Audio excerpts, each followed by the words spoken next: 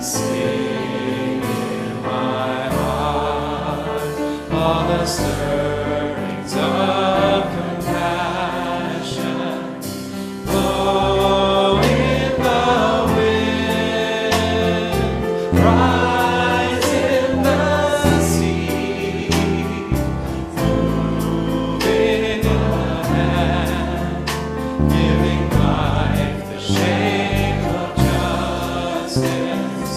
Whose holy cause wings set me free. Spirit of life, come to me, come to me. Spirit of life, come unto me.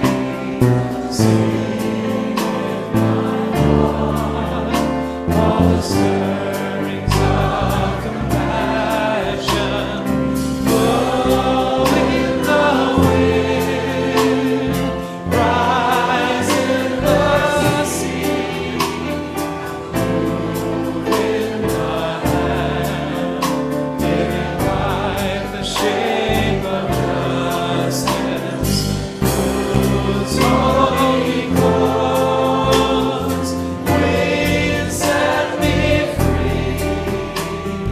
Spirit of life, come to me, come to me. Moving on to number 1014, Standing on the Side of Love. We will invite you to stay seated as we are standing on the side of love.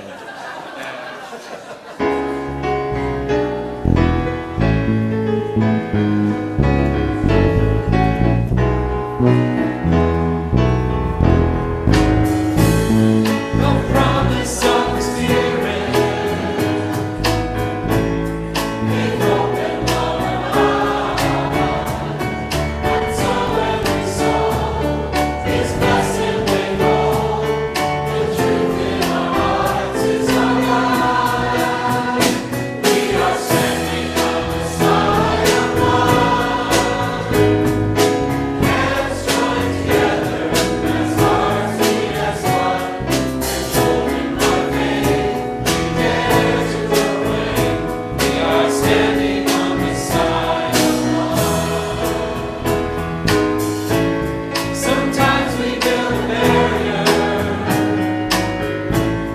to keep love from the ground.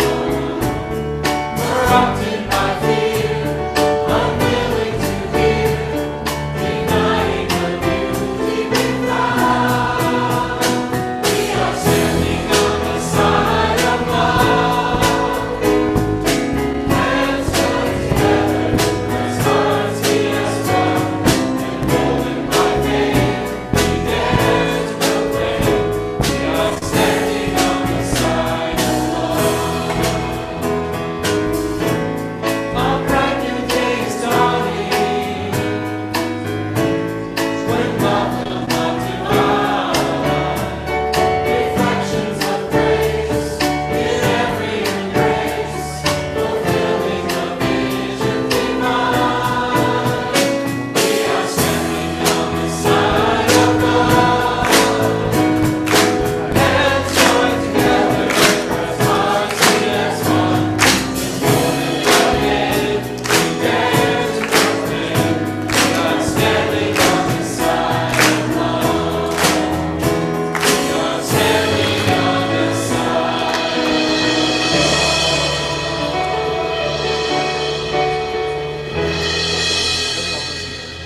And one more for you, since we're in that grooving mode. You're welcome to sing out, stay seated, clap, whatever you'd like to do. This is We Give Thanks. Most of us probably know it.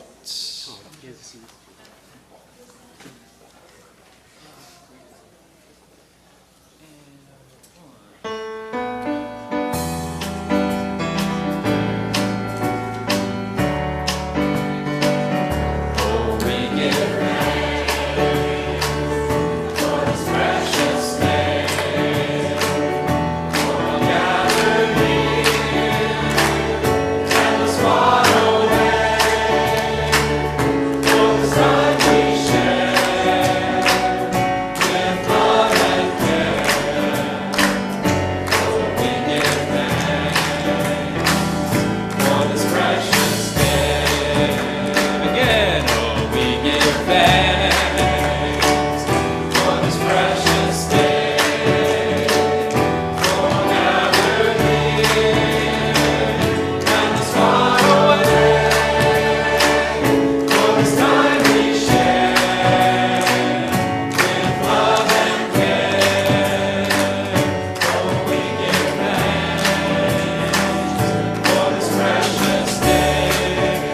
guitar solo.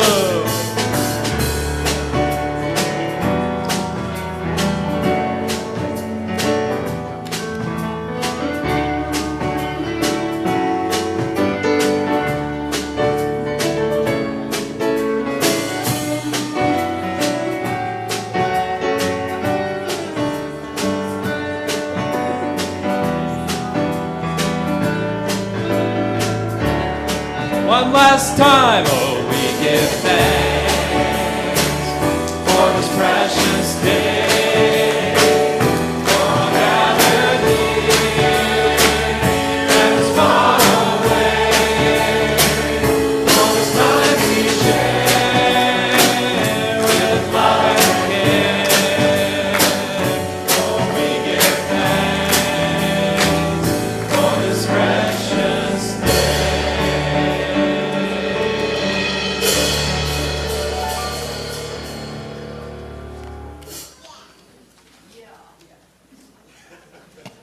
Welcome to the Conejo Valley Unitarian Universalist Fellowship. Our fellowship is one that welcomes all people of goodwill.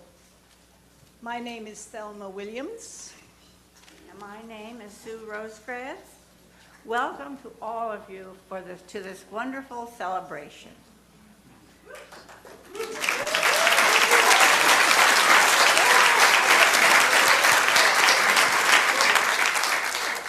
My friend Sue and I have been members of CVUUF for almost 50 years.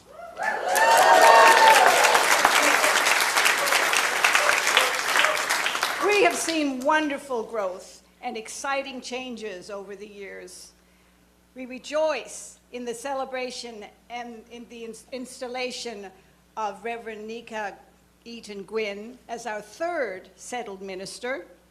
And we look forward to many years of spiritual growth and ministry shared. Welcome to our congregation on this joyous and glorious day. Please rise in body or spirit and join us as we sing our processional hymn, Wake Now My Senses. The words are on the screen.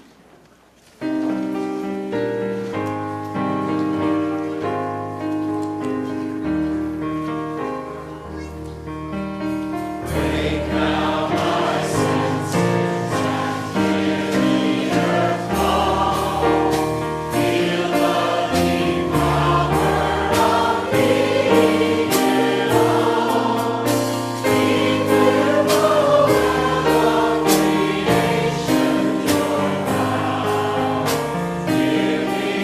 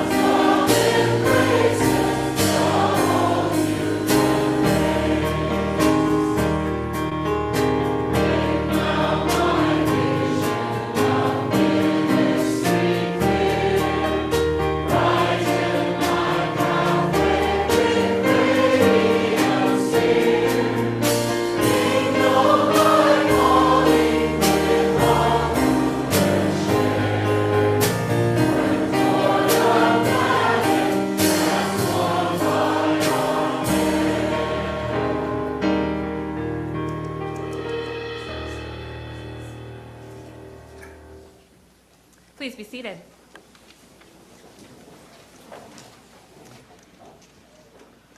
Come into this place. Come into this sanctuary set apart here by the well of memory, which is filled with the waters of the living tradition we share. Come, that all might draw hope from these sweet springs. Come into this place. Come into this beloved community with all who call it home. Come guest, come stranger, come kinfolk and great church family. Come home and find here rest and comfort. Be here heard and held. Come into this place, and if your spark needs rekindling, if your feet are weary, if your heart is numb, if you come in need of healing, then find here music for singing. Find here wisdom whispered and good news shouted.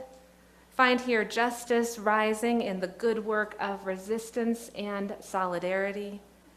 Find here hands for holding and clapping, hands held open to receive the good gift of this day. Come into this place on this day and no other, this day which we have set aside for joy and commitment and covenant. Come into this service of such great promise, of such great promises, that they will sustain us and keep us long after this day. Come into this place, my beloveds, for you have journeyed long on your journey to find this place and one another. Come and be welcome.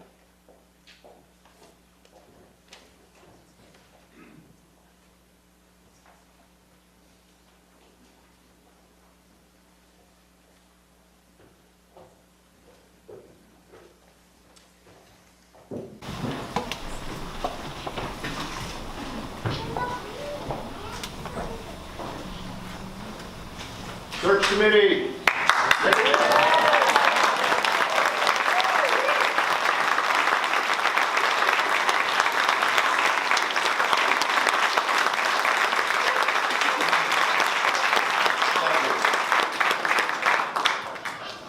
So as our final service, we light this chalice of the Conejo Valley Unitarian Universalist Fellowship, a community of more than 50 years, built with love and dedication by those present and those who have gone before.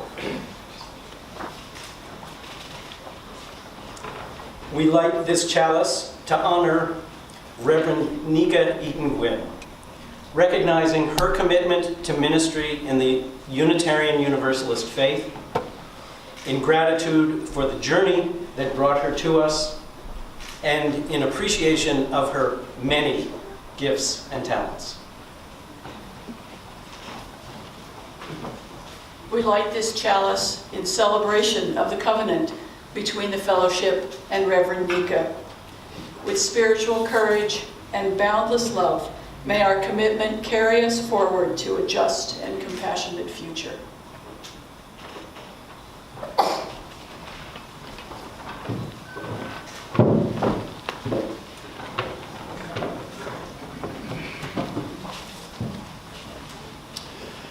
Offering greetings at the beginning of a service of installation or ordination is a standard part of our tradition. And I've been to a lot of installations and ordinations over the 20 years I've been in this career. The greetings from always reminds me of those old postcards that would say, "Greetings from California," or "Greetings from Los Angeles," with the name of the place spelled out in big block letters against the landscape, and each of the block letters having a little picture inside of an illustration of one of the famous features of that place. So I bring you greetings from the PSWUUMA,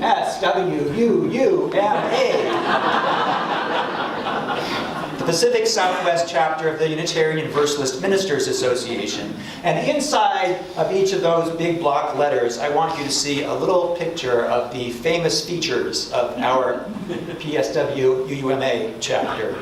50 congregations in the Pacific Southwest District, and 80 or so ministers, parish and community students and retired, all wishing you well and here with us in spirit and sending our hello and greetings. Some of us here in person too, of course. But I don't want you to think of us just standing behind those block letters and waving our hello or sending a postcard, if you will. Some of the kids don't know what postcards are. I'll explain that later. I like to think of the 80 or so ministers that I represent as the president of the chapter for this couple of years, as together shared responsibility for the professional Unitarian Universalist ministry throughout Southern California, Arizona, and Las Vegas. Not just the particular congregations and communities that each of us serve as individuals, but all of us, all together, sharing responsibility for all of our churches, all of our communities, and all of the spaces in between those communities and churches throughout this area. So I bring greetings, but I also want to say thank you to all of you for bringing Nica Eaton-Guinn into this fellowship and into this shared ministry with all of us as we together take responsibility for bringing Unitarian Universalism not just to Conejo Valley or the Channel Cluster or Southern California, but all of the PSWD and even beyond, of course. So I look forward to working with you, Nica, and with you all for the good of us all. Greetings and thank you.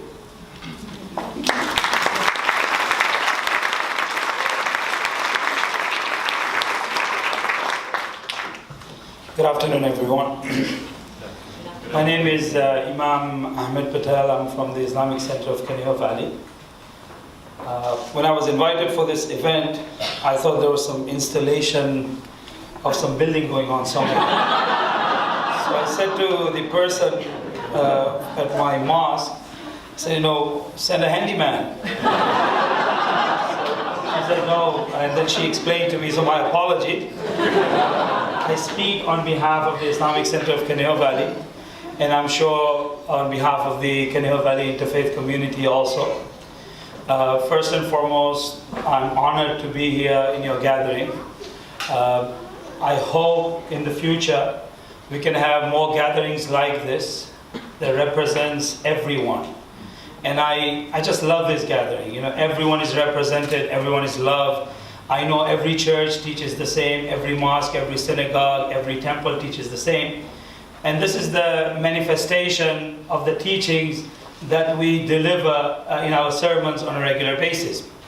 So, Nica, I would like to say, in Islam, we always approach ministers like you as sister. So, Sister Nica, I would like to say welcome to the Conejo Valley Interfaith community. And hopefully we will have many, many years together, working together to better the relationships between all the different faiths. Thank you very much.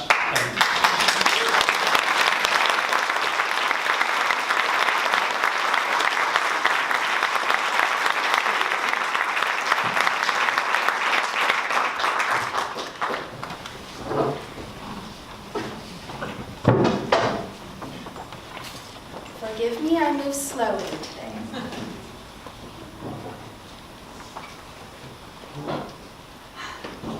My lovely friend, our dear Reverend Nica, I stand here before you all as a voice of our children and youth here at CVUUF, from our very youngest born only a few months ago, to our oldest seniors who will be graduating high school and moving on into this very grand world. But I am not their only voice. They look to you, Reverend Nica. They see you stand right in this very spot. They hear your words echoed into their classrooms, and they feel your presence beyond the doors of this sacred place. The time you are in their lives is precious and necessary. Sand often represents time, slowly working its way through an hourglass, each grain its own individual memory.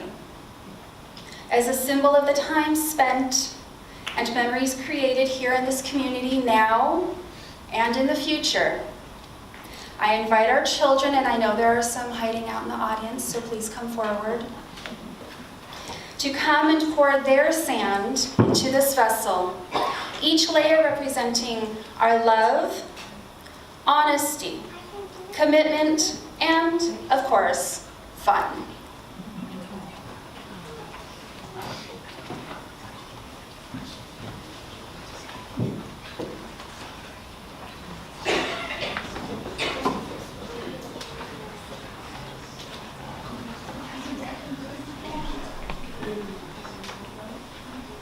All children, don't be shy.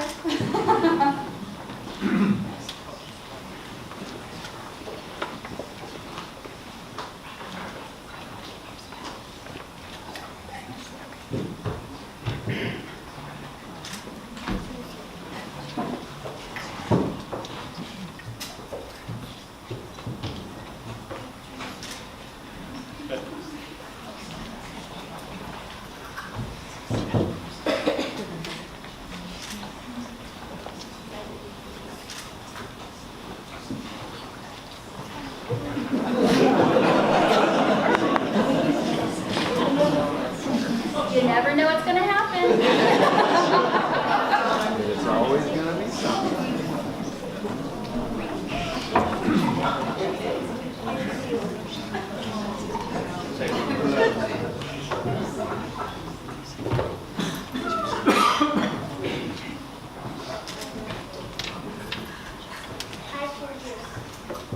I choose you. I choose you.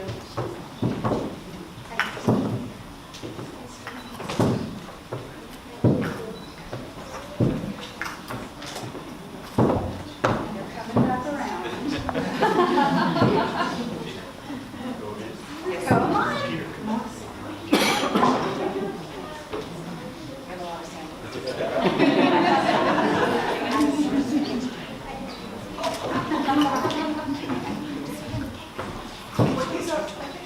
No, they're doing it again. They're doing it a couple times.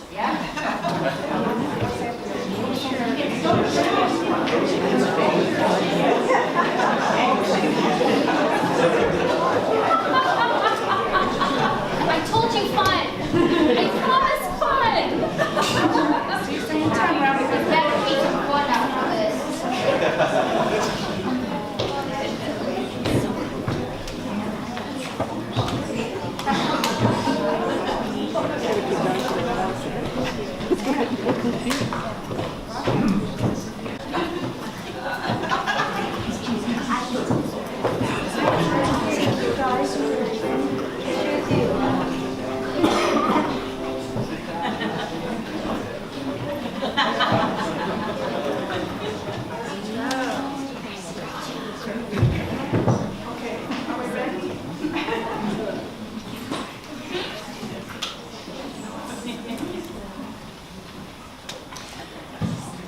Reverend Nica, our children and youth have made their intention clear. We choose you. Will you choose us? No doubt. I choose you all. I'm so grateful.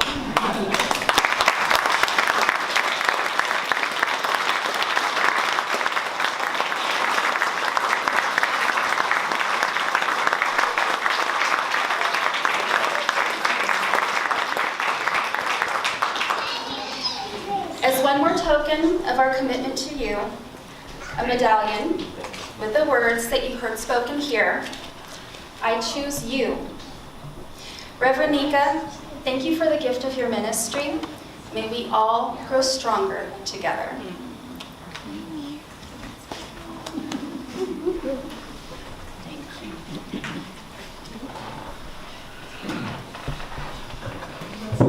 Oh, my bad. Let's sing out our children, please.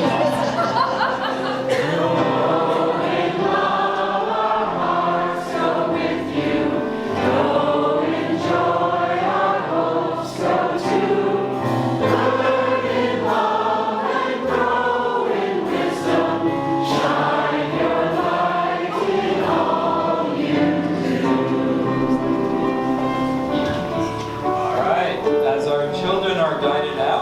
I invite you to rise in body and spirit as we are guided by love. It should be up on the screen, yes. Number 131, love will guide us.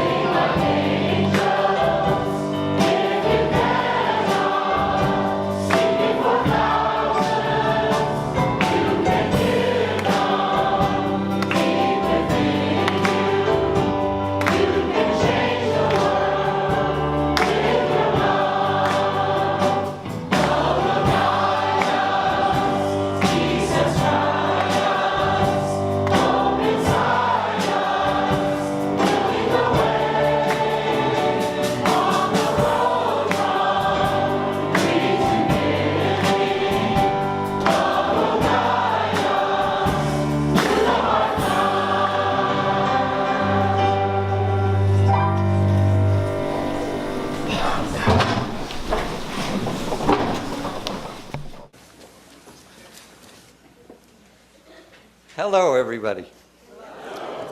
I have been given the great honor of introducing our next speaker, money.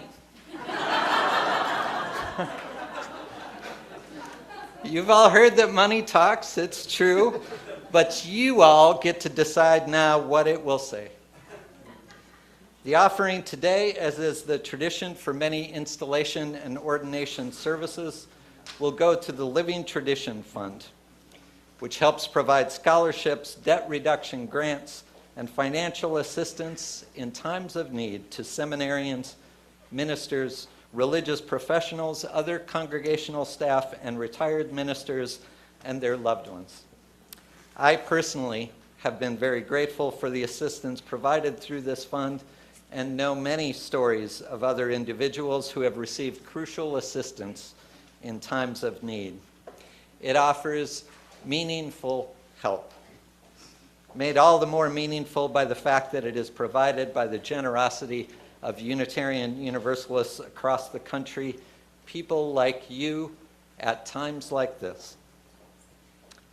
Now, at this point, money might say, yeah, it's offering time, put a little of me in the plate, because that's what you do at this time in the service. It's a great cause, blah, blah, blah. Let's hope this guy moves along and lets the choir sing soon. Or, money might say, giving to this Living Tradition Fund is a way of giving back to this faith that you love, this community that has sustained you in your own times of challenge.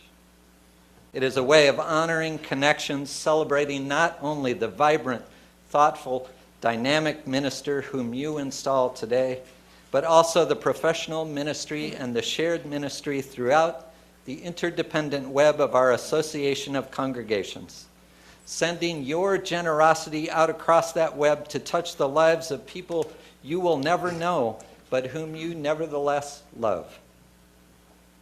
Money just might say that. It is now up to you. And as I hear the murmurings of money, I will remind you that if you're writing a check, you can make it out to the congregation, CVUUF, and put Living Tradition Fund in the memo line. As the choir prepares to call us to reflect on all the gifts we share, I feel sure that love will guide us. The offering will now be given and received.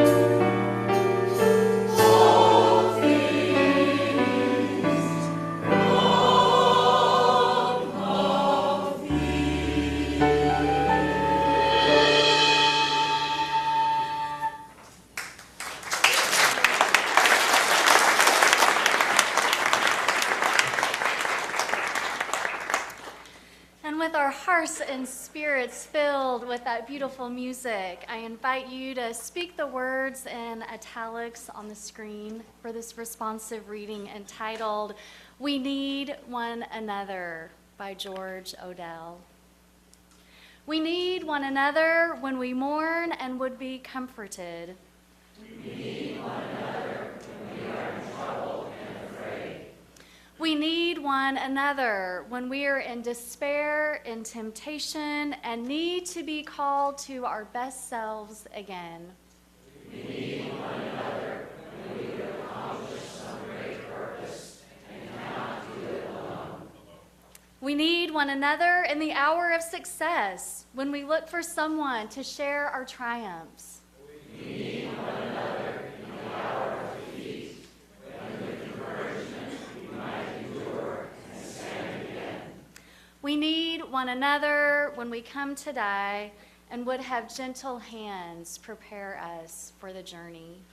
All our lives we are in need, and others are in need of us.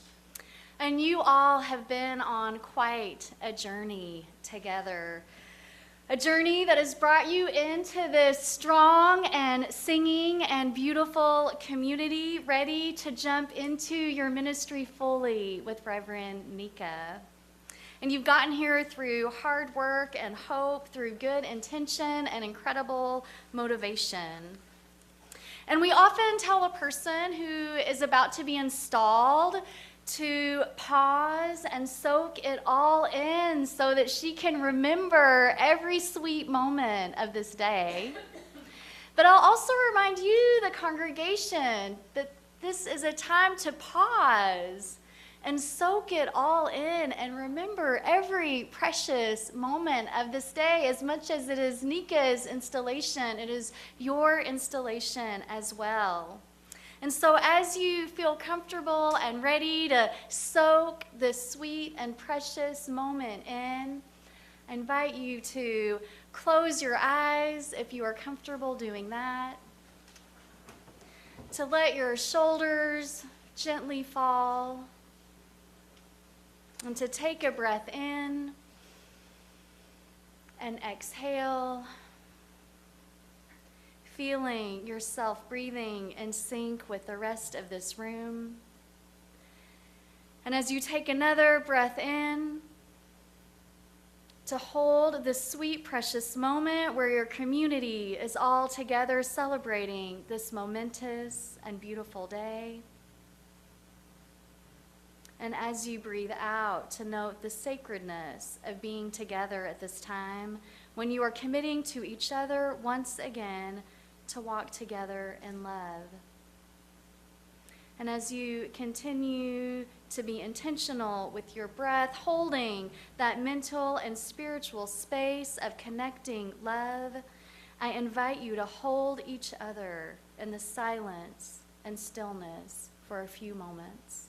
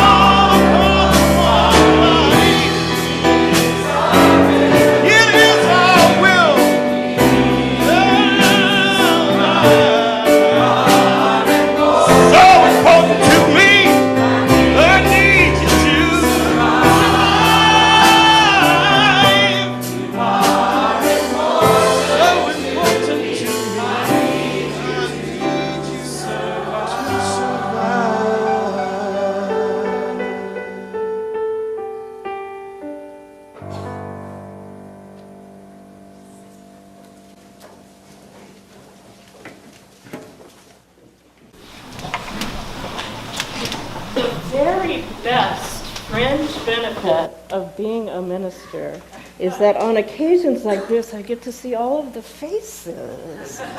Look at you. So I know you can't see what I see, but you'll just have to trust me. You're absolutely gorgeous. You know, I just know I'm looking on the holy here and looking at this face and these faces, which is all together, indeed one body. I can't help but think of the ancient blessing that indeed the Lord lifts their countenance. We are so lucky to be together. There's so much that could have prevented us from coming together. We came from places near, we came from places far. And of course, we know too that it's just a miracle that we should be survived and delivered to this moment. Coming together is such a precious thing. And for two, think that this gathering, it could only be the one thing that it is. It could only be Nica's installation to this congregation. So I have to say I'm all excited to meet you. I love meeting new congregations. For the fact of the matter is, you and I, we have already been united in the covenant that is Unitarian Universalism. But now I have faces to go with the relationship. And I'm so grateful for that. For today is all about covenant. And of course, covenant are those promises that we make to each other, promises that are so deep and authentic that they have the power to consecrate relationships and communities as sacred. In Unitarian Universalism, we refer to this covenant often as the practice of walking together in love, which is the title that Nica has chosen for this sermon. So I wanted to explain to you just a little bit about where that comes from. It comes from the 3rd chapter of Amos, the 3rd verse. And the prophet Amos says, "Shall any two walk together except that they be agreed?" This comes in a series of rhetorical questions, all that have obvious answers. Does 2 + 2 = 4 would be the equivalent that we would know. And he's asking these because he wants to generate a powerful yes energy to the big question he's going to ask. And the big question is, do we really have to live up to the full covenant, God? Does Israel really have to do it all? Do we really have to embrace every single person in the covenant and live up to every single highest expectation? The energy was a yes energy. Do fish swim? Amos says yes. Covenant matters, and covenant matters absolutely. For Amos, but also for us. Friends, this is our inheritance. Covenant is the heart of our living faith tradition.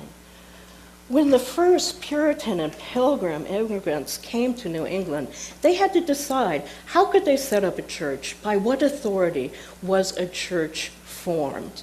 They had rejected the idea that the hierarchical power of a bishop could make a church. So you know what they decided? They decided that they would form a church by making promises together. Let me hold that up. They didn't make promises because they already were a sacred community. They felt that those promises consecrated the community as sacred. It's a powerful thing. And you know, they believed this so much that they also believed that when two people make promises in marriage, they actually form a little bitty church. Did you know the Puritans could be so adorable? I love them. Friends, that's what we're doing here today. In the promises that Nica makes to you and the promises that you make to her, you make this ground holy.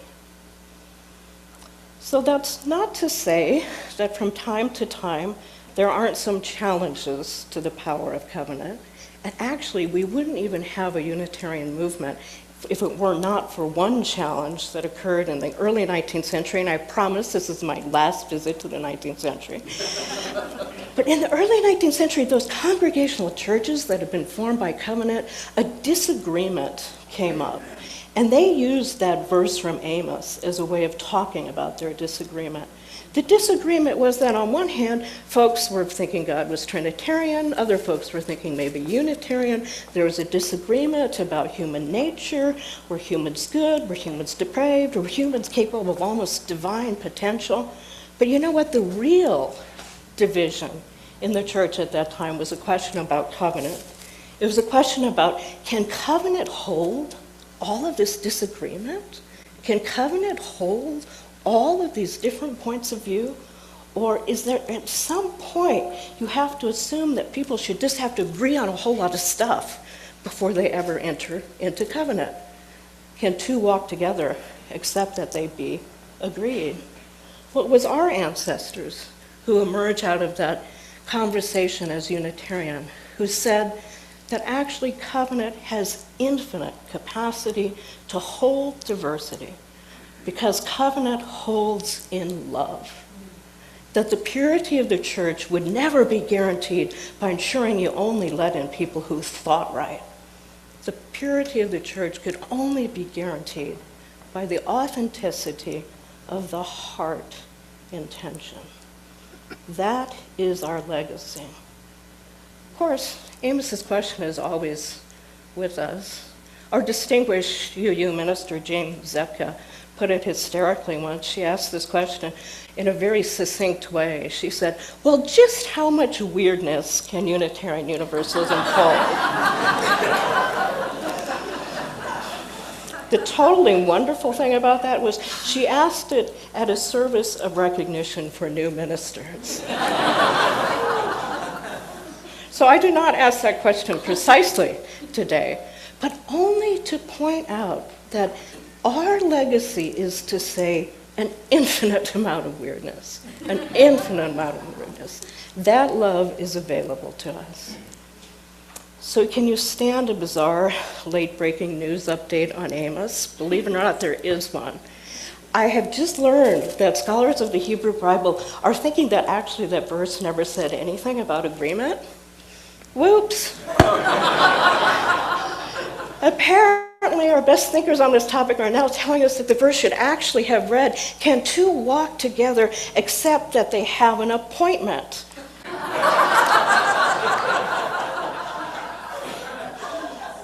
Yes, we're on the right side. I like that enormously, because Nica, you all have an appointment. And when you make an appointment to walk with someone, there's all kinds of stuff you haven't yet figured out, right? You've agreed to meet, but you haven't agreed which trail you're going to take. Are you going to take the overlook trail, you know, the real steep one, and you go race right up those inclines? You're going to take the little scenic one that's along the dripping rocks. Or is this going to be a race to the end, or you're just going to kind of stroll along and notice the birds and all the flowers along the way? You haven't worked a great deal out, but you've worked the most important thing out. You've made the appointment. You've decided that this is a person you trust and you will journey with. And somewhere along that journey, you will need to be rescued, or you will need to perform a rescue. Just speaking from my own personal experience, you never know when the coyote is going to take a bizarre liking to your friend's hair gel. I leave you to imagine the congregational equivalent of that. Because friends, you've made an appointment and we don't know exactly how it's going to unfold. There are going to be unforeseen things along the way, but you have made the appointment to stay together in this covenantal relationship and in love. We need each other to survive. Of course, covenant aspires to do more than just surviving. Covenant also tries to hold us to our very highest aspirations. Twice in my life, I've been somewhere where everyone knew what Unitarian Universalism was. Has that ever happened to you? Did you even know it could happen? And I'm sure it's because in each of those places, there was an example of us living up to our highest covenants and promises in a way that made an enduring connection with a transforming power. The first time I was in a place where everyone knew what Unitarian Universalism was in Selma, Alabama. I had the great honor of representing the UUA board at the 50th anniversary of Martin Luther King's March on Selma. You might remember that 1965 march. Oh my gosh, what incredibly tumultuous times. So Martin Luther King had planned that march from Selma to Montgomery in order to advocate for voters' rights. But the first time he and his people attempted that march led to the events that we now know as Bloody Sunday. The National Guard beat and used every kind of possible form of violence against the marchers. But they didn't give up. So Martin Luther King wanted to try the march again. So he issued a call for religious people, especially white northern clergy, to come to Selma and to march together. His hope was that with white clergy looking on, perhaps the police and the National Guard would de-escalate their violence. So Unitarian Universalists responded in great number. The UUA Board of Trustees actually disbanded their meeting in order to reconvene it in Selma. And more than half of our ministers went to Selma to be with Martin Luther King. It was also a time of a tragedy that our denomination had never previously known. One of our ministers, the Reverend James Reeb, how moved am I that you referred to Reeb in your children's programs. The Reverend James Reeb was walking out of a diner when he was set upon by members of the Ku Klux Klan, who beat him severely about the head. His companions tried to get him to the hospital, but because he was clearly a civil rights worker, the white hospital would not accept him. It's likely he would have survived if he had gotten care at that first hospital.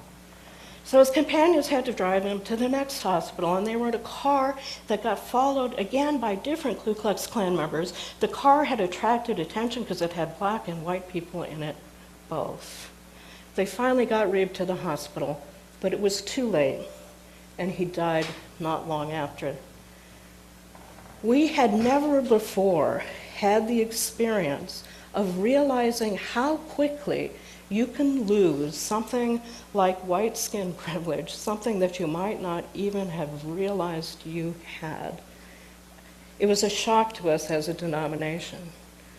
So Martin Luther King called together the Unitarian Universalist leaders in Selma and said, of course you will go home. You have suffered an unimaginable tragedy. Of course you must go home and you must be with your people. Those Unitarian Universalists said, we started walking together. We're going to finish walking together. And actually, we are with our people. So I don't think it's any accident that it was there in Selma that every single time I met a local person, they looked at my name tag and they smiled enormously at seeing the letters UUA. That doesn't happen a lot. And I remember like half of the people would say, UUA, and they would say, you were here with us 50 years ago. The other half said to me, you're a member of James Reeb's congregation. Of course I wasn't in Selma 50 years ago. Of course I'm not a member of James Reeb's congregation, but that's what covenant does. When you live up to it, it creates enduring bonds that go so far beyond the personal that we are clearly in the realm of the sacred.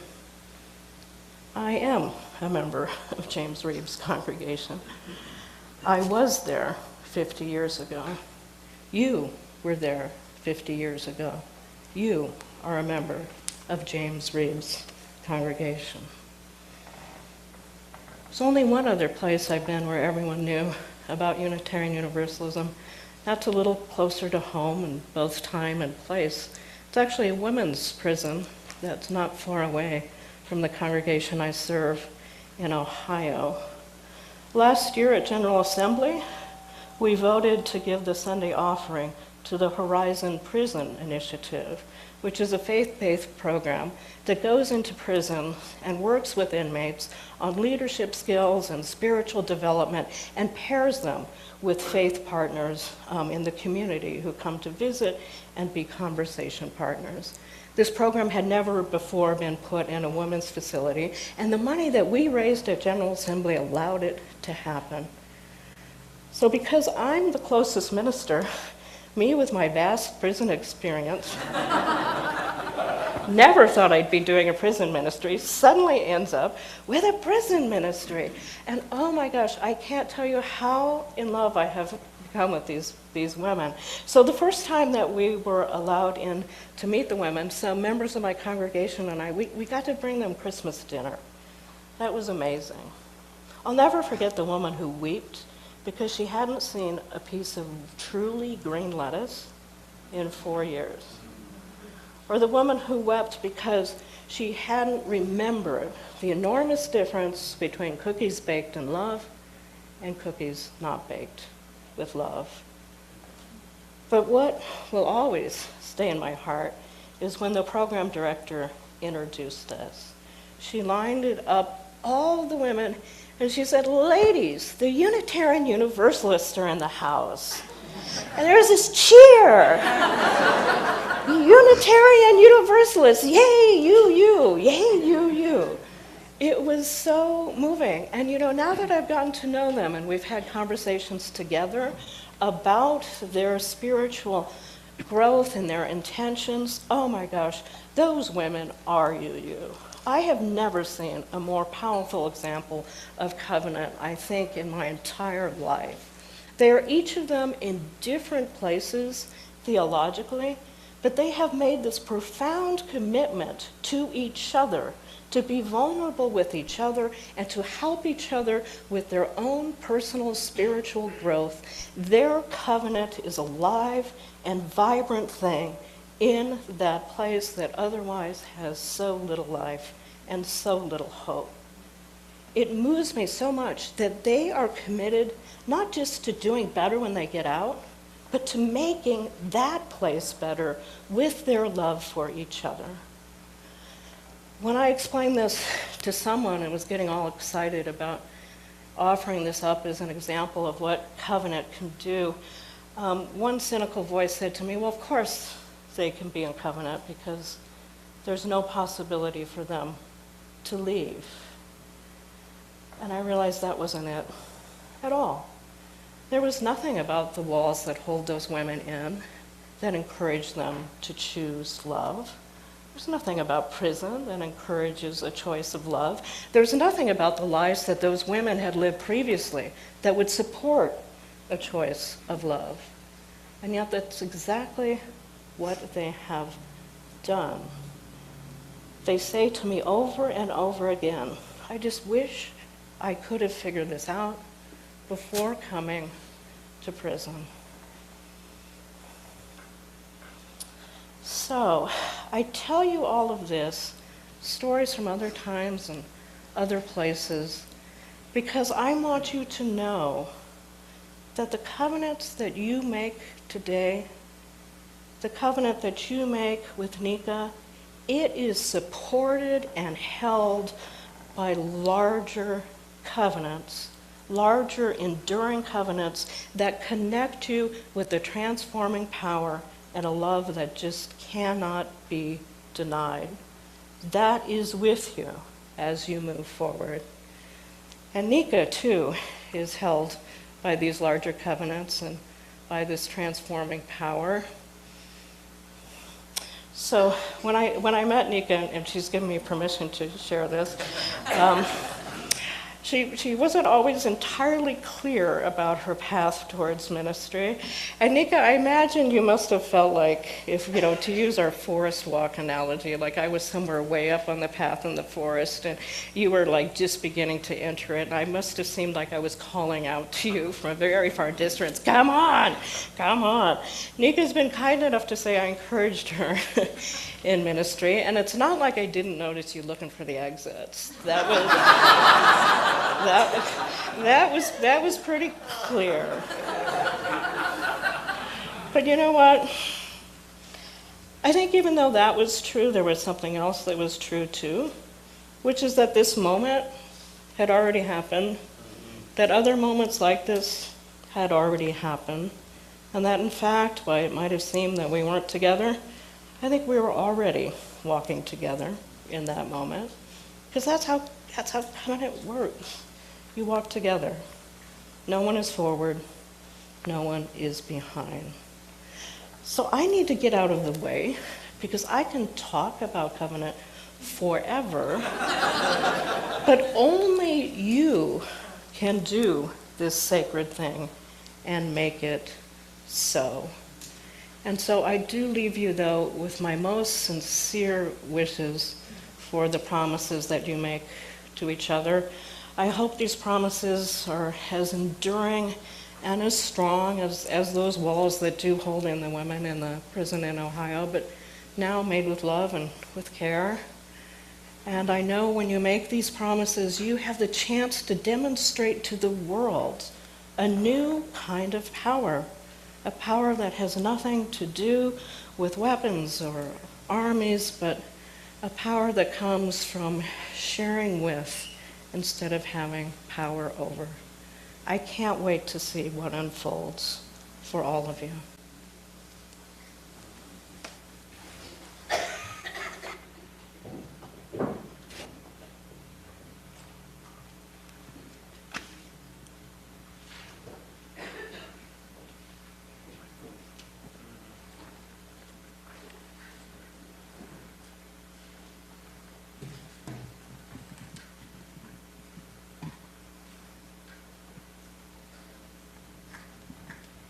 Thank you so much, Reverend Dr. Susan Ritchie. Your mentorship has meant so much to me over the years.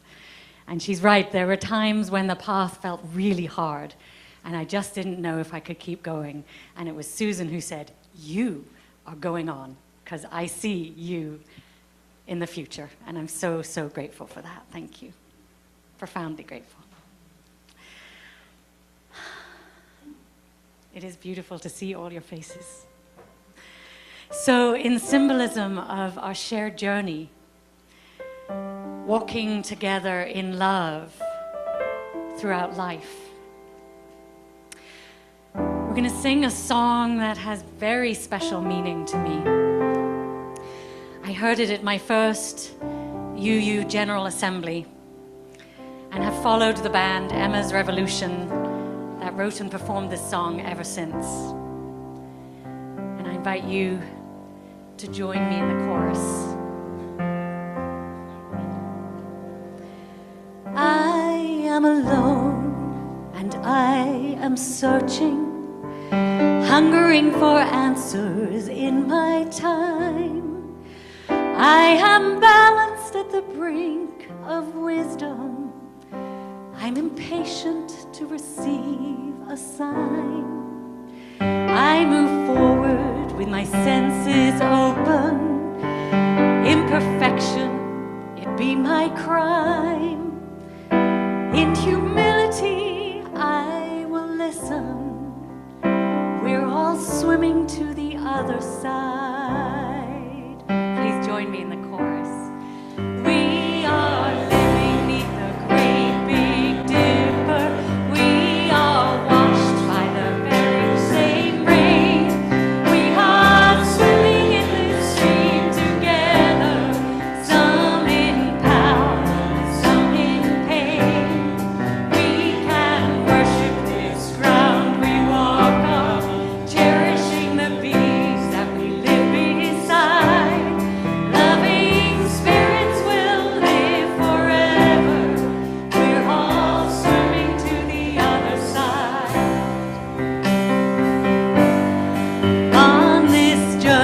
through thoughts and feelings, binding intuition, my head, my heart.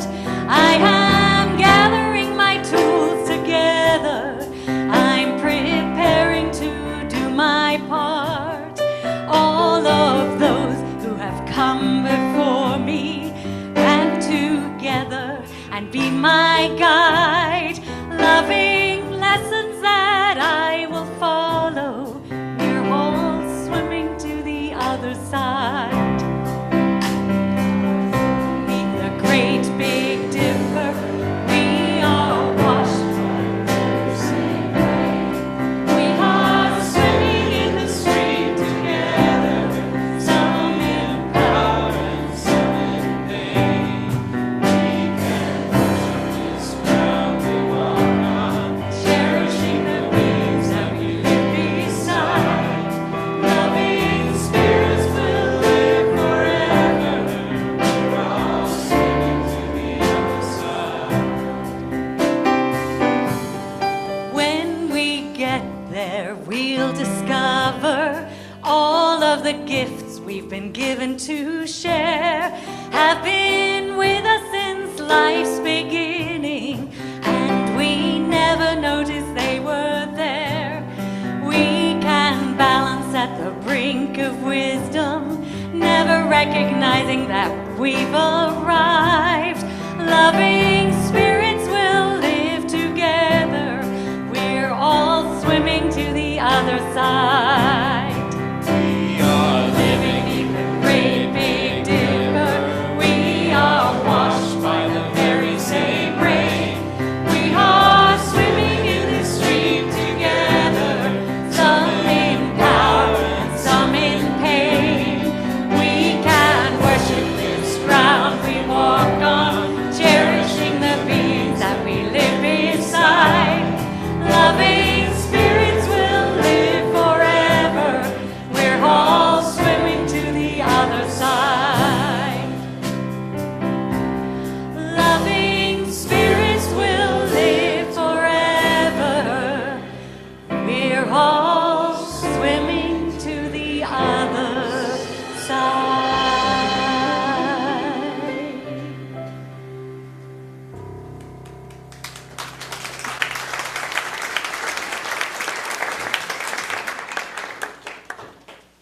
It is a nice view from up here.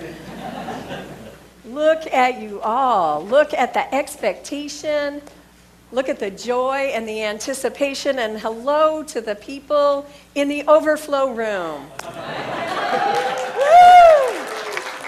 Because you're in this too, and you're part of this covenant. And I know there's just such gratitude that the rooms are overflowing. Now, we've heard about the nature of this faith, so beautifully unfolded for us, a covenanted faith that asks us to walk together in the ways of love. We recognize in our faith our interconnectedness and our interdependence. We know ourselves connected each to each. In our congregational lives, we know this to be true. This day is an acknowledgement and affirmation of that.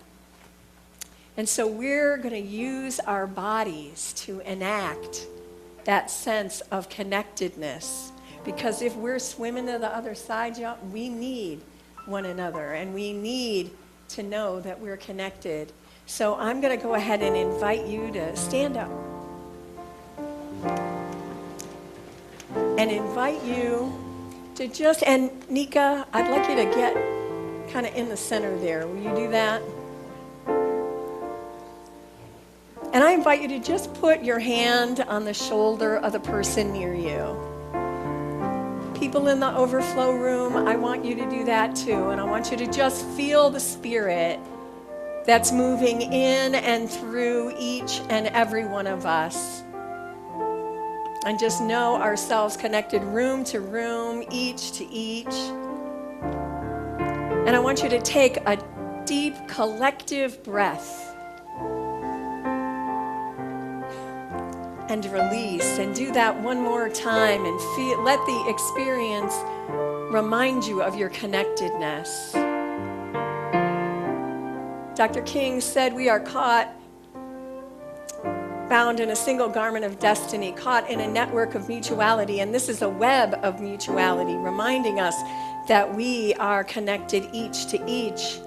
And in the words of Carter Hayward, we remember that in the beginning was the relation, a relation so sturdy, a relation so certain, a relation so deep, it will never be broken.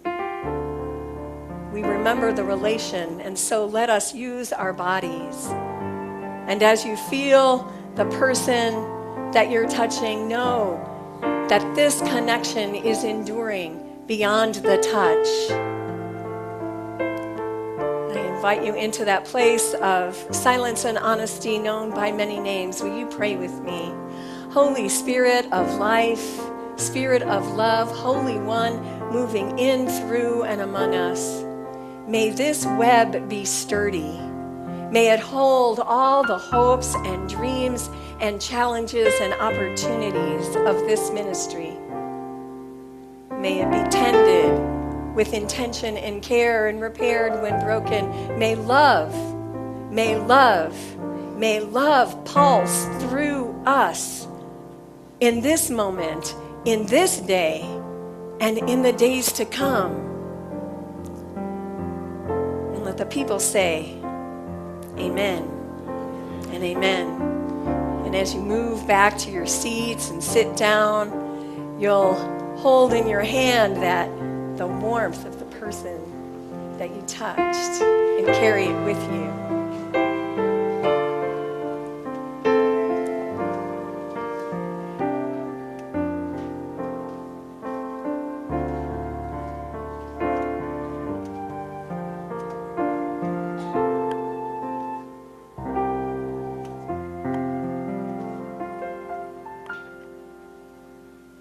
Will the members of the Conejo Valley Unitarian Universalist Fellowship please rise in body or in spirit and join in the act of installation printed in your order of service?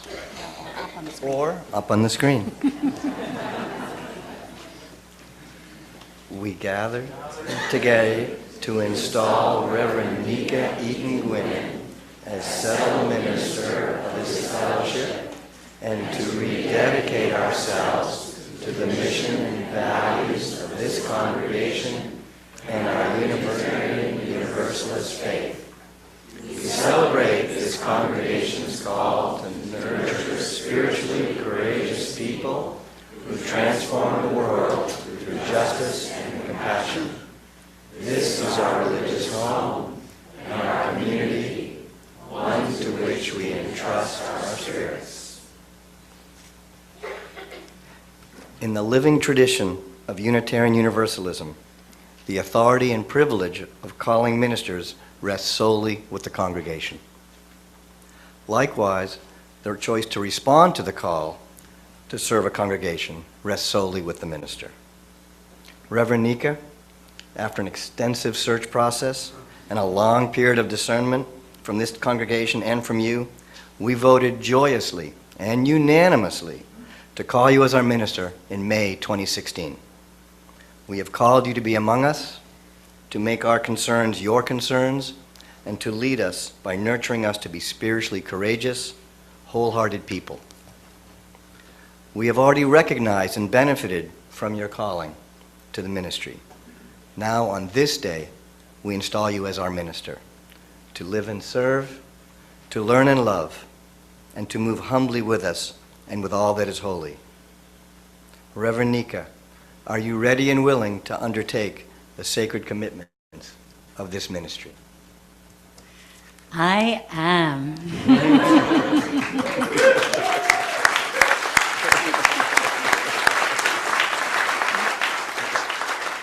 I am humbled, deeply humbled, and honored to be called to this amazing congregation. You guys are amazing. I vow to serve the Conejo Valley Unitarian Universalist Fellowship with my whole being, always seeking the congregation's highest good, while leading collaboratively with vision and with inspiration. It is my great privilege to walk together with all of you in the path of life. Members of the Conejo Valley Unitarian Universalist Fellowship, with us, we, the members of the Conejo Valley Unitarian Universalist Fellowship, do hereby install you, Reverend Nica Eaton-Guinn, as the third settled minister of the Conejo Valley Unitarian Universalist Fellowship. We receive you as our pastor and teacher, promising to labor with you in his ministry and to honor and support you. Mindful of the creative and collaborative traditions of our fellowship, and animated by the challenges of our time, we look to you for moral leadership, for religious insight, and for spiritual guidance.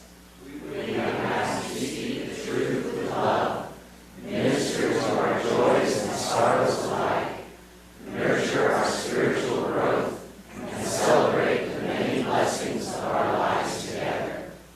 We invite you to embody in your life the principles of our faith, serve what is holy with all of your heart, mind, and soul, and invite our people into lives transformed by compassion and shaped by justice.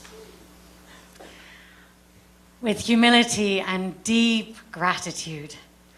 Gratitude to the Spirit of life and the Spirit of love, and to all who have traveled before me and beside me.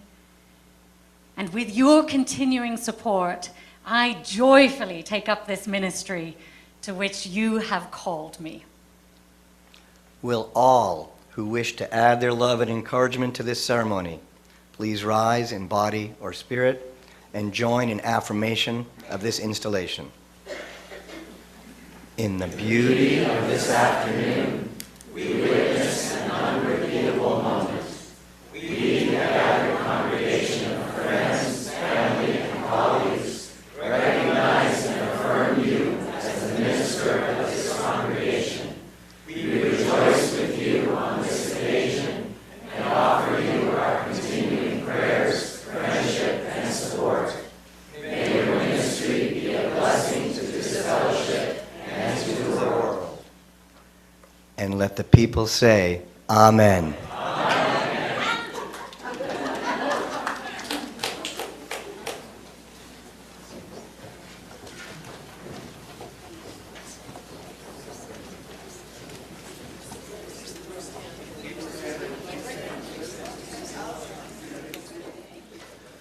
So, wow. I'm still thinking about those cookies made with love. Man, I want to get me some of them cookies. Yeah, and green lettuce, please. No, that was beautiful. I've been asked to explain why I chose this song because it's a really classic rhythm and blues tune from the early 70s. By one of my idols, Al Green, the great, actually Reverend Al Green. He became a reverend. And I chose it because of the title, and I thought, I'm not really singing it as Reverend Nica's husband, but I'd like to sing it as the congregation might sing it to Reverend Nica, because the message is, this is good, this is an amazing match, this is a beautiful marriage. That's what this is. We're here at a wedding right now, and so let's stay together.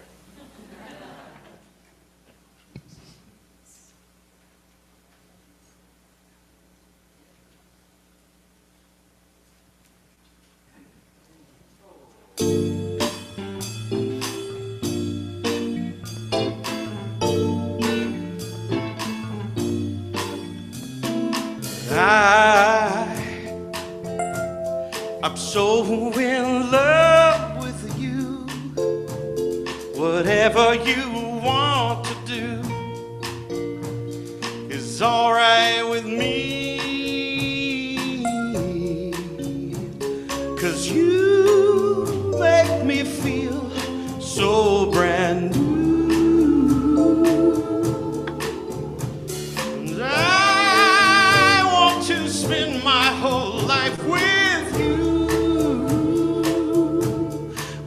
me say that's it, baby. Since we've been together, oh, loving you forever is what I need. Let me be the one you come running to. I'll never be untrue. Oh, baby, let's stay together, loving you whether times are good or bad, or happy or sad.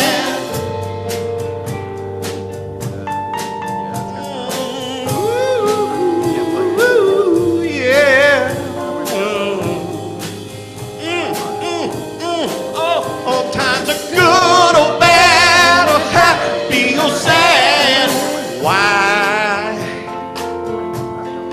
Why some people break up, oh, then turn around and make up. I just can't see,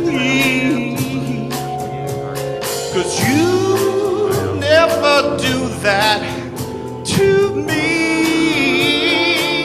Would you, baby? Staying around you is all I see.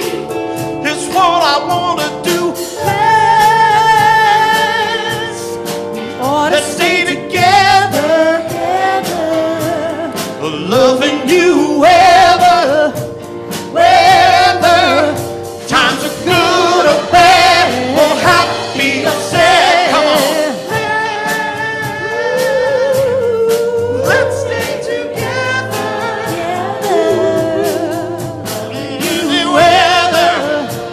whether times are good or bad, or happy or sad. Let's stay together, loving you whether times are good or bad, or happy or sad. Let's stay together.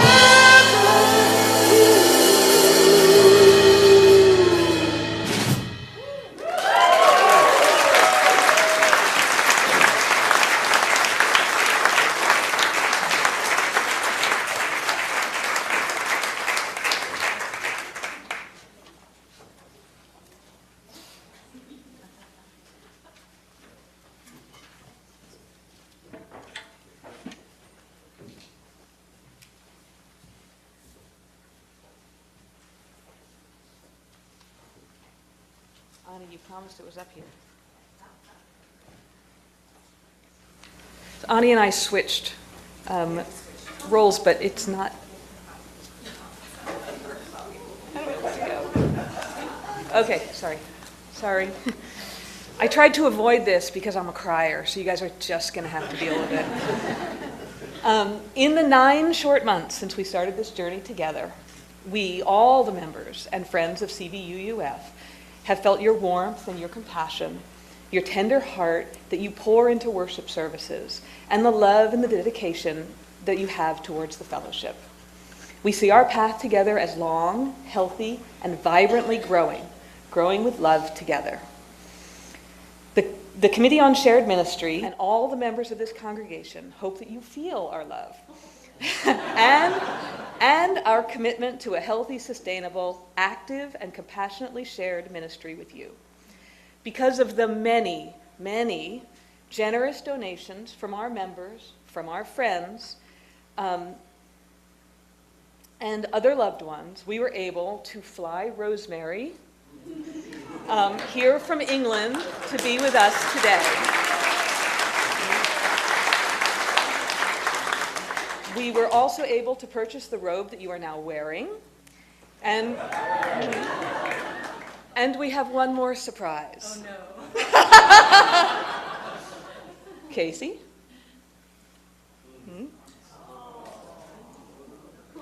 Now we place this stole upon you as a reminder of and in appreciation for your loving kindness, your endless devotion, your time, your passion, and commitment to your ministry. May you be reminded of our love, gratitude, and commitment to our shared ministry when you wear them. Blessed be. You know, I always wanted a red stole. We have many, many spies. It's dangerous how much you know about me. Thank you so much. And the sun is out, everybody.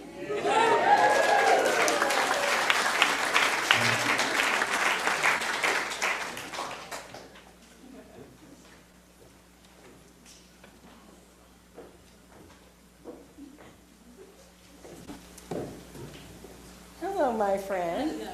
You come on over here for a second. It's a great day, isn't it? Yep. Now, it's a joy. Come closer, because I'm going to charge you. This is the charge to the minister. It's been a joy to celebrate with you and to see this ministry with your beloved congregation on this blessed day. And you've been here for a while, but you are formally installed.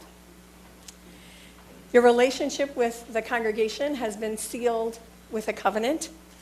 You've made promises to one another to walk together in the ways of love. You've committed to cultivating spiritual courage and boundless love with the intention to live toward a more just, compassionate future shaped by justice in the congregation and the wider world. Now, these are worthy covenants and promises and aspirations.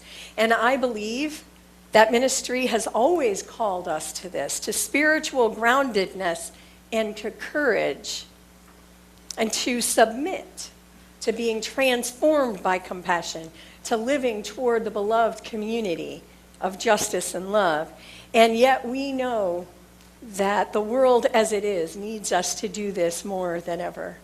As cherished values and rights are eroded and violated with each passing day into a climate of hateful capriciousness, our friends, people of color, immigrant and refugee siblings, and those of us who are LGBTQI live in fear and uncertainty. And even within our own dear UUA, we're being called to dismantle white supremacy, the waters in which we swim. And so, you're embarking on this ministry into these covenants in a perilous time, a time of great danger and a time of great possibility for transforming oppressive structures and birthing a wholly new humanity. Much will be asked of you, Nica. Much has already been asked. Our OB will hold fears and projections and be the pastor here and in the wider community. Many of us exclaimed, what an order, I can't go through with it. But here you are, going through with it and accepting the call and the charge of this ministry from the congregation. But in order to do that, you must take care of yourself. You all have agreed to do a lot together. And Reverend Nica already does a lot together. But this is what I need you to do, my sister. I need you to practice what you're going to preach to these good people. I need you to breathe. I need you to breathe deeply and fully as often as you can. I need you to take time for yourself to do the things that nurture you. To spend time with your family, with Michael and Gabriel, to see your extended family whenever you can, to take walks on the beach with Daisy and my new best friend and Laura and all the people that are close to you. So I need you to breathe. I need you to drink deeply from the wells that nourish you, to do the things that fill your spirit. to read, to reflect, to go on retreats, to take time actually off. Off. Did I say off? Of social media and off of the computer and off of the phone and just be, because your congregation and the world and God need you to do that. To allow the Holy Spirit to nurture and to fill you, for you to be filled for its own good as well, and your own good and your family's own good, as well as the good of the congregation and the wider community. I need you to sing. Of course you need to sing. You sing like with the voice of an angel, but you also have the voice of a prophet. And so nurture that voice through the singing that you do to fill your soul and nurture your spirit. And finally, I need you to dance. We need you to embody this spiritual path. Spiritually courageous, that's embodiment. So I need you to dance. The poet Rumi says, dance. Dance even though you're broken open. Just dance. And Hafiz wrote that God says these 4 words, come to me and dance. So breathe deeply. Drink deeply from the wells that nourish you. Sing with your full heart. Embody love and dance. I love you. I love you.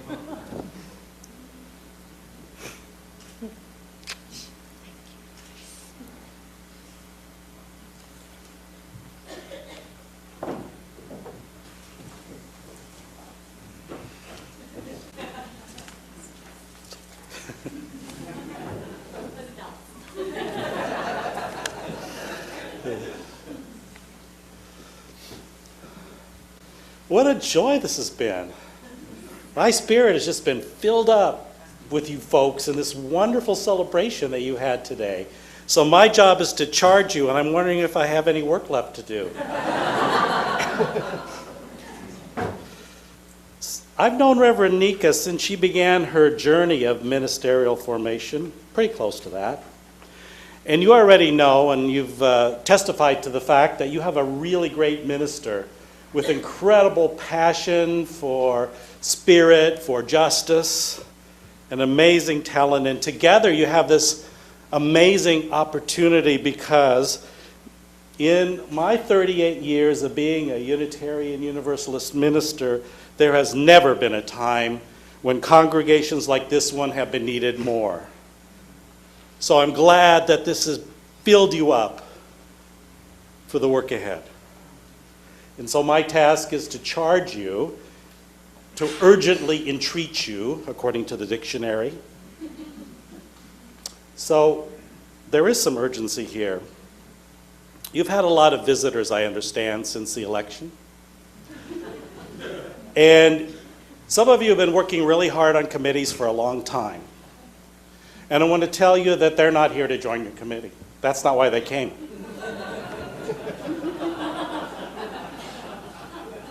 And, you know, religious congregations who are bold into the future, there's always these financial challenges because you're bold into the future, move forward with faith, but they're not here to pledge either. That's not why they came.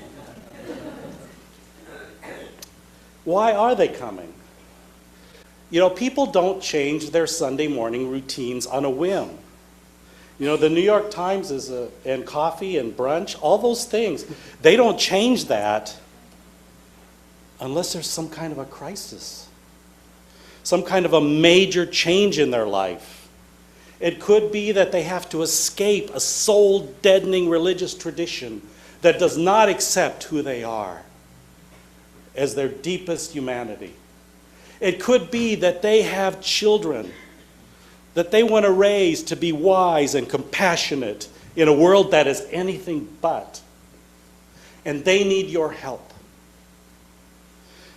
It could be that they have severed or been severed from an important relationship. It could be that they've struggled with serious illness. It could be that they've had a crisis of meaning and faith, and they're here, and they have come hoping to be healed and to be loved into their true selves.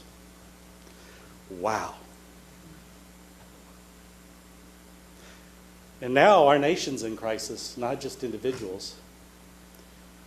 People are confused and afraid, and those are the folks that are coming to you now. They are involved. They're getting engaged. They're involved in the resistance toward the negative forces that have been loosed on our nation and world at this time. They're finding ways to work, to organize, in ways I've never seen before. And they need a place like this. They need it. Because they want to find hope when they're in despair.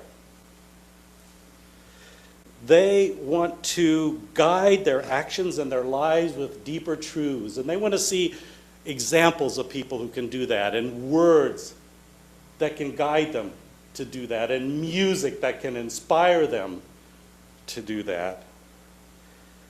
They want to steady their moral compass, because it's really hard to steady that compass today. And they've heard that this is a place of diversity and welcome and compassion, where the search for truth is free and wisdom from all sources is honored. In a word, they're coming here to be transformed, to be changed, to find a way to live authentically and to love deeply and to live up to their full destiny as human beings. I'm going to tell you something that might shock some of you. This congregation does not exist to keep its current members happy. That's not the reason it exists. It exists for something way more wonderful than that. A purpose that can change everyone, can change us all. Because we human beings have the most amazing potential. Reverend Susan talked about those great old 19th century Unitarians, and I want to bring one up right now. His name was William Ellery Channing, and he said that we have within us the potential to bring forth a likeness to God.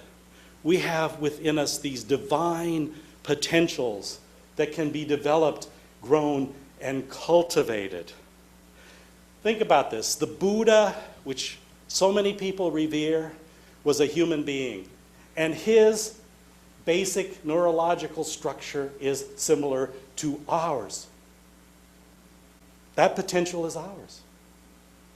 Jesus, Unitarians proclaim, was a human being with a passionate love for the divine and his fellow humans, who preached forgiveness and justice. Folks, we have the potential to have Buddha's brain and Jesus' heart. What an adventure. What an adventure this congregation is embarked on, to bring that out in people so that they can take that whole, that healed soul into the world together. And this congregation will fulfill its mission most fully when people ask the members here, tell me where you learned to be such an awesome person. I want to know. And then, of course, you invite them to come here. So it's a great adventure that you are all part of. And it's such a privilege to work together with your minister, each giving her or his gifts and talents and treasure to create whole human beings who can then change the world. So you're doing this together. So how then do you support Reverend Nica?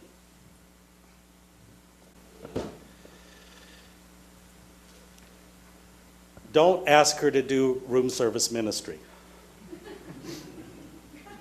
She loves you so much, and I can see that you love her back in a big way.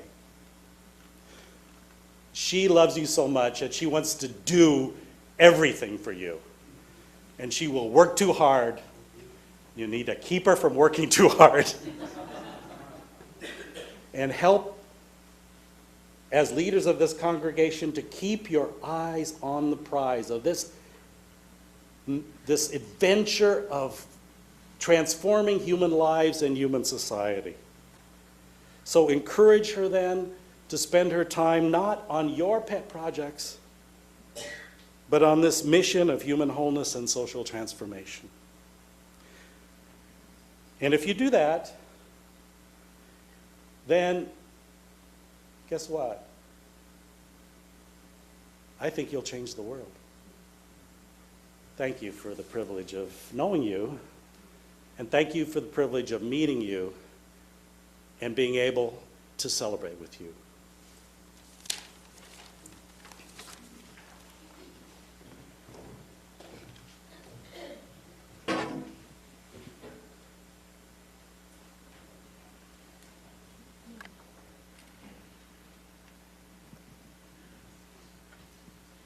Thank you so much, Beth and Arvid, for your amazingly wise words, and I hope to watch the video many times so I can take in all your wisdom. To close today, we're going to sing a hymn which is very special to me. It was written by Reverend Jason Shelton, who's written many of our wonderful hymns. It was written quite recently, and he's given us permission to sing it today. And it's really about life and love calling us into our highest selves.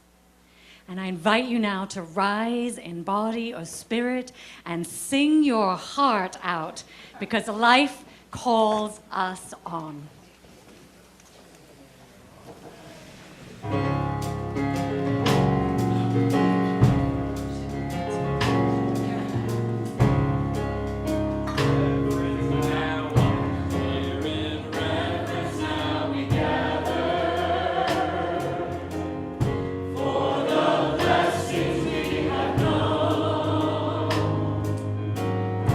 With a pledge to one another.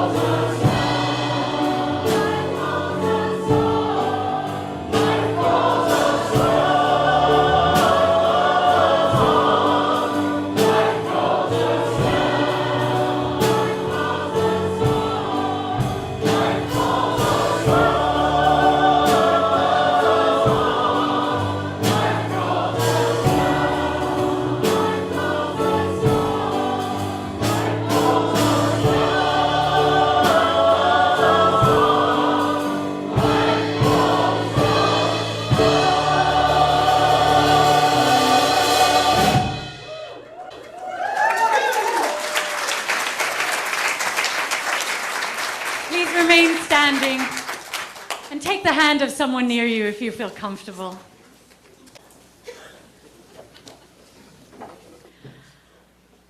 What a blessing. If only I could hold up a huge mirror to you all so that you could see the love that lives in your hearts and the love that shines out to the world. And I know so many of you are filled with such an extraordinary love that you change the world by who you are. And that is what I pray that we go out and do, that we share the love among us and we take that bold and bright love out into the world to bring kindness and compassion and justice to a world that is so in pain and in struggle and hurting right now.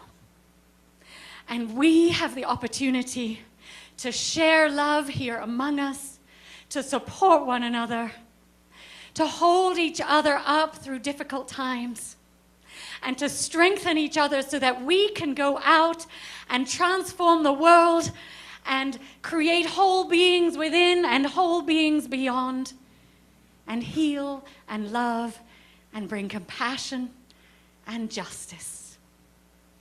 And that is what I am so honored and excited to share with you all. And I cannot thank you enough from the bottom of my heart for how you bring your wholeheartedness here, your spirit, your love, your call to live life fully and to touch the world.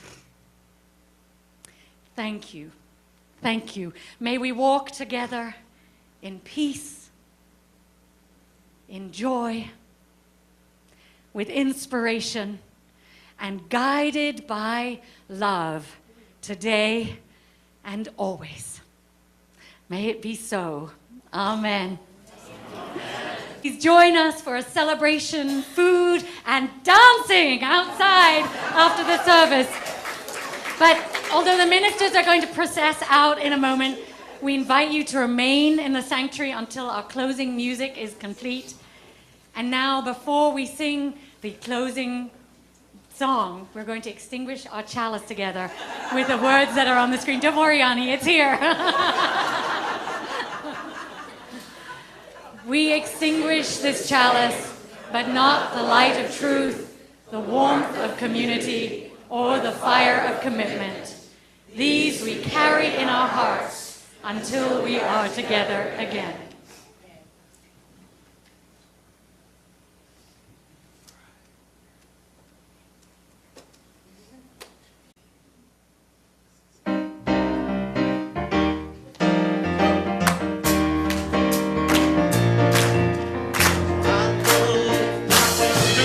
She is not heavy. I'm gonna lift my sister up. She is not heavy. But I'm gonna lift my sister up. She is not heavy. If I don't lift her up, if I don't lift her up, if I don't lift her up, I will fall down. And I'm gonna lift my brother up. I'm gonna lift my brother up. Oh, I'm gonna lift my brother up.